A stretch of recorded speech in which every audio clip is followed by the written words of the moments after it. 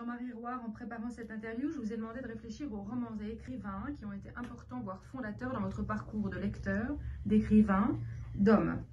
Vous en convoquez un certain nombre dans votre livre et certains d'entre eux en sont des personnages. Kessel, qui pense déjà à l'armée des ombres, Maurice Druon, Nancy Mitford, qui fait une brève apparition, mais également Shakespeare, Hegel, Edmond Rostand, Chateaubriand, dont De Gaulle lit les mémoires pendant tout votre livre, Rimbaud, Verlaine, Mallarmé, Mauriac, Barrès, Huxley, Jack London, Nietzsche, Baudelaire, Pétrarque, Monterland, Rabelais, Racine, etc. Quelle est votre bibliothèque mentale, votre panthéon littéraire qu'avez-vous sélectionné, imaginé aujourd'hui pour nous?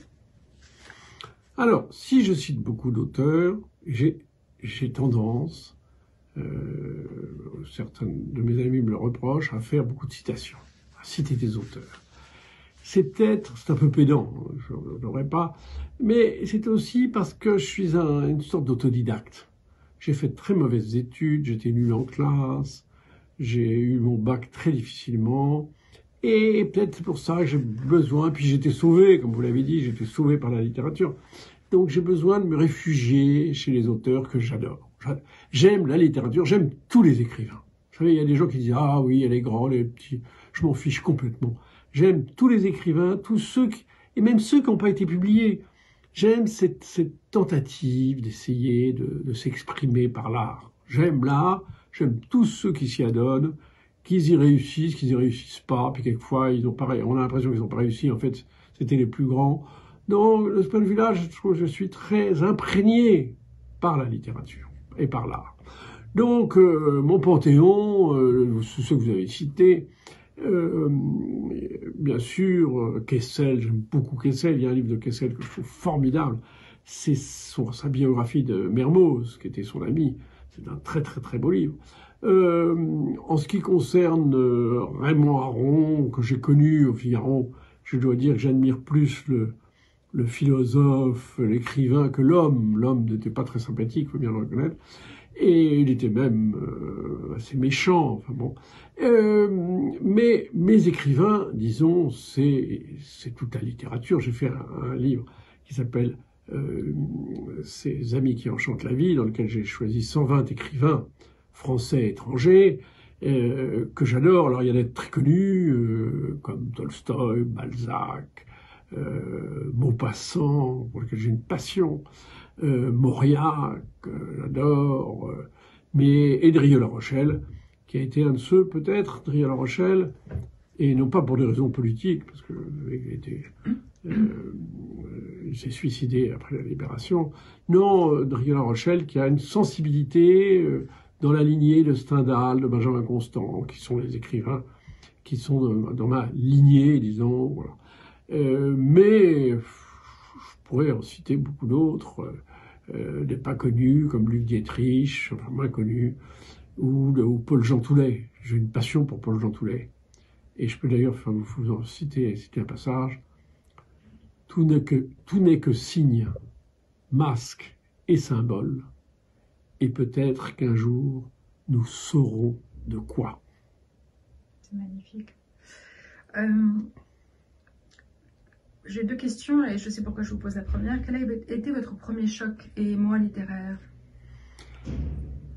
Le premier choc littéraire, je crois que ça a été La Chartreuse de Parme et Le Rouge et le Noir. Je ne sais pas dans quel ordre, mais j'ai adoré. Et j'étais très jeune, je devais avoir 13 ans. Et puis ensuite, pour mes 14 ans, mon père m'a demandé ce que je voulais pour Noël. Et je lui ai demandé Crime et Châtiment de Dostoïevski, ce qui m'a donné d'ailleurs. Ce qui prouve que j'avais des parents très ouverts sur le plan artistique et littéraire.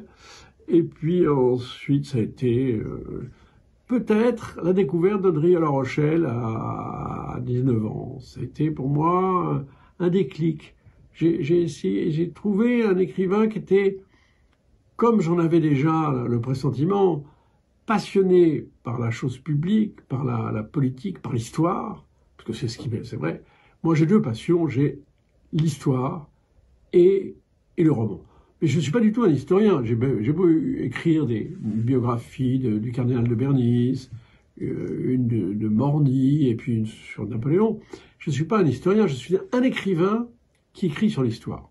Et comme j'ai mené une carrière également de journaliste, j'étais pas vraiment journaliste.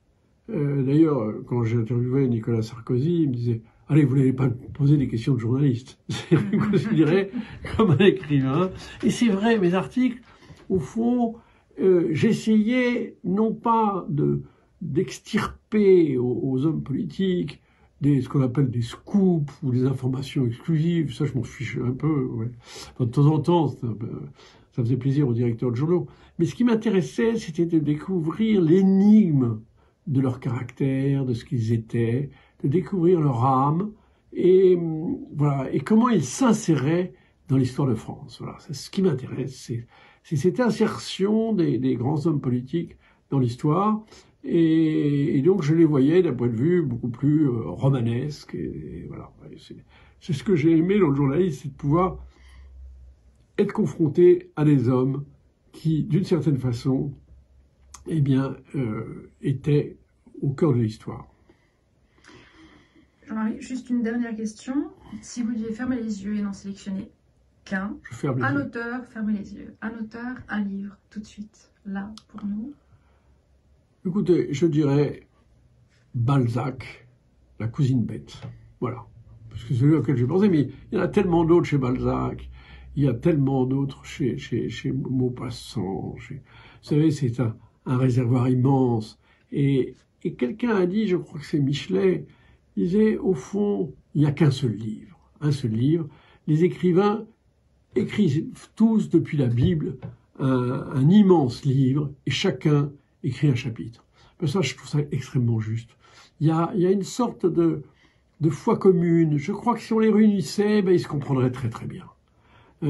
Autant un écrivain est mal compris de son époque, mal compris de ses amis, mal compris des femmes qu'il aime, mal compris parce que les époques sont souvent dans le matérialisme, sont souvent dans des critères absurdes comme la célébrité, le succès. Et les écrivains savent très bien que ce succès qu'ils désirent, mais ils désirent quelque chose de plus grand, quelque chose de plus vaste. Le succès, c'est assez médiocre. D'ailleurs, Jean d'Ormesson, que j'ai beaucoup aimé, vous savez bien, peut-être, disait il y a deux catastrophes. C'est l'absence de succès et c'est le succès. Vous dites de Jean d'Ormesson qu'il vous a appris la vie. J'ai beaucoup aimé ça. Vous voulez développer un peu pour nous? Pardon? Vous voulez développer un peu pour nous? Oui, il m'a appris la vie. J'ai connu Jean d'Ormesson très, très tôt, puisque j'avais 18 ans. J'étais amoureux d'une jeune fille et que lui-même avait un penchant pour la sœur aînée. Et ça a été la première fois que cette rencontre s'est nouée ainsi. Et puis ensuite, je l'avais perdu de vue. Et puis il a lu une chronique de moi dans le Figaro sur l'affaire Gabriel Russier. Il m'a invité à déjeuner et depuis, nous avons été très, très, très liés. On a vraiment, c'était une amitié très forte. Mais il ne me donnait jamais de conseils. C'était pas du tout un homme qui me donnait des conseils. Et moi, je le regardais vivre et il m'inspirait. Il me disait, mais je comprenais la vie à travers lui. Et encore maintenant, quand j'ai un problème d'ordre social, je ne sais pas trop bien quoi faire, eh bien, je me dis, que ferait Jean d'Ormesson? Et ça a été une relation merveilleuse où nous avons extraordinairement ri. On riait quasiment tous les jours et on se téléphonait 3 fois par semaine. Et on passait des vacances ensemble, vraiment c'était merveilleux. Et donc c'est un homme dont j'ai beaucoup appris, moins sur le plan, disons, ses livres que j'aime beaucoup, son livre sur Chateaubriand est merveilleux, mais sa méthode littéraire n'était pas la mienne. J'étais plus inspiré peut-être par Déon, mais enfin, ce que j'aimais chez lui, c'était deux qualités, et qui nous rassemblaient d'ailleurs. C'était la folie de l'amour passionné pour la littérature et en même temps un caractère adolescent. Et je peux dire, j'espère, de ce point de vue-là, je crois que j'étais un peu comme lui, nous étions 2 vieux adolescents et nous n'étions pas assis. Nous n'avons jamais eu le sentiment, si vous voulez, des adultes qui sont contents d'avoir des prix littéraires, contents d'être à l'académie. Voilà, non, je crois que nous avions la même, je dis pas indifférence, non, on était très contents, d'avoir un peu de succès, lui énormément, moi un petit peu. Mais ce qu'on aimait, c'était au fond, profondément, la littérature, l'art, et on sait très bien que l'art, c'est un mystère, et c'est un mystère qui n'est jamais résolu. Et il y a je vous fais une citation qu'il aimait beaucoup, je l'ai récité souvent, c'est d'Henry James, qui dit nous vivons dans l'obscurité, nous faisons ce que nous pouvons, le reste est la folie de l'art. Merci.